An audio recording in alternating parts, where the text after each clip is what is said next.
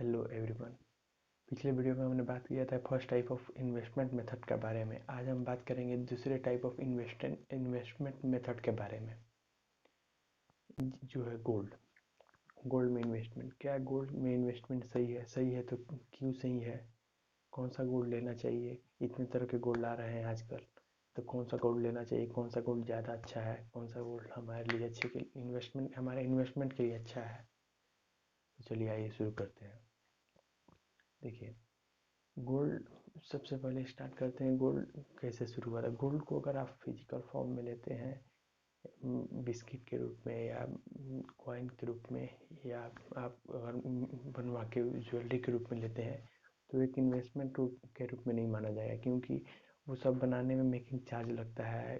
अच्छा, वो रखने स्टोर करने का झंझट होता है।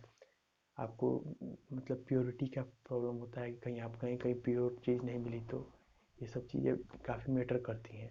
आप एक सुनार के पास गए, उससे आपने लेके आया विश्वास करके उस पर, लेकिन आप दूसरे बार कहीं और गए तो वो कहा कि नहीं, इसमें तो इतने ही परसेंट है। कैरेट का भी प्रॉब्लम होता है, कुछ 24 कैरेट 22 कैरेट, बहुत सारी चीज़ें दिक्कत होती है। तो इन्वेस्टमेंट पर्पज़ के लिए लीजिएगा तो ये ठीक नहीं होता है। दूसरा है, आजकल आप देख रहे होंगे पेटीएम पे और से बहुत से सारे ऐप पे इन्वेस्ट कीजिए कॉइन में, गोल्ड कॉइन में। तो एक तरह से देखिए तो वो भी बिल्कुल अच्छा इन्वेस्टमेंट नहीं माना जाएगा, नहीं मानेंगे हम, क्योंकि वो एक इन्वेस्टमेंट नहीं है। वो आप कुछ पैसे में इन्वेस्ट करते हैं और उसे फिर जब चाहे आप उसे बेच सकते हैं। ये सब लिक्विडिटी तो उसमें होती है, लेकिन उस पर मेकिंग चार्ज वगैरह बहुत होता है, कॉस्ट बहुत महंगा पड़ता है, उस पर टैक्स वगैरह बहुत लगता है उस पर। तो वो भी इन्वेस्टमेंट वैसा रिटर्न नहीं देगा आपको। हाँ, अगर आपको इन्वेस्टमेंट के लिए आपको इन्वेस्ट करना है गोल्ड को, तो मैं आपको सलाह दूंगा सबसे बेस्ट चीज़ का, वो है सॉवरिन गोल्ड बॉन्ड। ये एक तरह का बॉन्ड होता है जो आरबीआई इशू कराती है, हर एक साल में 2 बार या 3 बार कभी कभार इशू कराती है। हर एक तिमाही 6 माही पे जब वो चाहे करा सकती है। जब उसे पैसे की ज़रूरत होती है तो एक बॉन्ड इशू कराती है, जिस पे लिखा होता है आप जितने पैसे दीजिएगा उस पे लिखा होता है कि हाँ, आपको इतने ग्राम सोना इतने अमाउंट का दिया जा रहा है इतने लॉक इन के लिए। मैक्सिमम वो 8 8 सालों के लॉक इन के लिए होता है। यानी कि आप वो सोना खरीद लेते हैं तो 8 सालों तक आपको आपके पास वो सोना रह सकता है। इसमें फ़ायदा क्या हो इसमें सबसे बड़ा फ़ायदा क्या होता है कि इस पे आपको, अगर आप 8 साल बाद मैच्योरिटी के बाद बेचते हैं तो टैक्स नहीं लगता, कोई भी टैक्स नहीं लगता। साथ साथ आपको पूरे 8 साल उस गोल्ड पे, उस गोल्ड बॉन्ड पे 2.5% इंटरेस्ट मिलता है एनुअली। कोई भी गोल्ड आप अगर फिजिकल फॉर्म में रखते हैं तो वो आपको घर पे रखा रहेगा, वो कभी भी आपको इंटरेस्ट कमा के नहीं देगा। लेकिन सॉवरिन गोल्ड बॉन्ड क्या है कि आप जब तक अपने पास रखिएगा उसे, तब तक वो आपको 2.5% इंटरेस्ट देगा आपके पास, आपके बैंक अकाउंट में। तो एक बहुत अच्छा इंटरेस्ट वाला इन्वेस्टमेंट हो गया।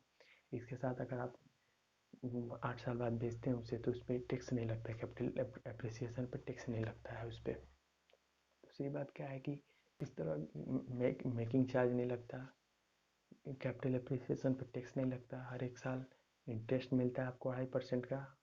उसके साथ साथ आपको चोरी होने का डर नहीं है, स्टोर करने का डर नहीं है। वो आपको बस आप खरीदेंगे उसे, आपको वो आपको मिल जाएगा एक पेपर के फॉर्म में, वो भी CDSL के अकाउंट पे आपको दिखेगा कि हाँ, इतने अमाउंट का आप इतना नंबर ऑफ इतना ग्राम ऑफ गोल्ड करता है, गोल्ड बॉन्ड खरीदा हुआ है, गोल्ड खरीदा हुआ। हाँ, ये तो आपको होगा कि हाँ, गोल्ड आपके पास नहीं दिखेगा, लेकिन गोल्ड है आपके पास। आप गोल्ड का अमाउंट इन्वेस्ट किए हुए, जैसे जैसे गोल्ड बढ़ेगा वैसे वैसे इसका अमाउंट बढ़ता है।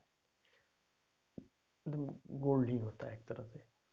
और अब दूसरा दिक्कत ये आता है कि हाँ, आप उसको 8 साल तक आपको स्टोर करना पड़ेगा, 8 साल तक वेट करना पड़ेगा।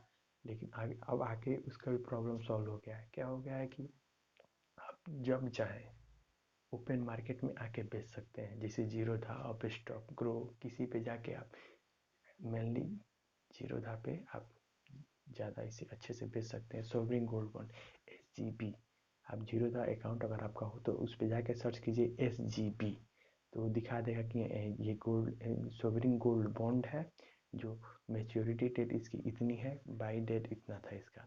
उसको आप वहाँ से खरीद सकते हैं, जब चाहे आप बेच सकते हैं। तो ये लिक्विडिटी का भी प्रॉब्लम खत्म हो गया, यानी कि ये सारा जितना भी प्रॉब्लम होता है चोरी का, maintenance charge, store store keeping, interest, सारा आपका इस पे मिल जाता है। चोरी का भी झंझट नहीं है, 2.5% इंटरेस्ट भी मिलता है, लिक्विडिटी भी है, जब चाहे तब आप बेच सकते हैं, जिस समय उस समय गोल्ड का दाम जितना होगा उतने पे। तो इसे कैसे खरीदा जाता है? इसे खरीदने के लिए तो ये भी होता है कि जब सॉवरिन बॉन्ड इशू कर रही है आरबीआई, तब जाके आप खरीद लें, आप इसके वेबसाइट से। लेकिन मैं आपको सलाह दूंगा कि आप तब खरीदें जब सॉवरिन गोल्ड बॉन्ड इशू हो गया और उसके 1 डेढ़ 2 माह 6 माह 1 साल बाद वो ओपन मार्केट पे जीरो दाम पे बिक रहा हो, तब 1 साल बाद, क्योंकि उस समय वो सस्ता हो जाता है। लोग 1 साल तक होल्ड करके, बहुत सारे लोग पेशेंस अपने खोने लगते हैं, चाहते हैं बेच दे, कम दाम में बेच के निकल जाए। तो जितने में इशू होता है कभी कभी उतने से काफ़ी कम में मिल जाता है। तो ये हमारे लिए फ़ायदे की बात हो जाती है कि कम में खरीदो, और 8 साल बाद तो बढ़ने ही है, और इंटरेस्ट मिलेगा कितना, जितने में वो कंपनी बेची थी, सोवरिन बॉन्ड आरबीआई बेची थी, उतने में मिलेगा। तो फ़ायदे ही फ़ायदे। चलिए बस आज के लिए इतना ही, आगे के वीडियो में बात करेंगे बॉन्ड के बारे में, बॉन्ड सही है तो क्यों सही है, नहीं सही है तो क्यों नहीं सही है। चलिए धन्यवाद।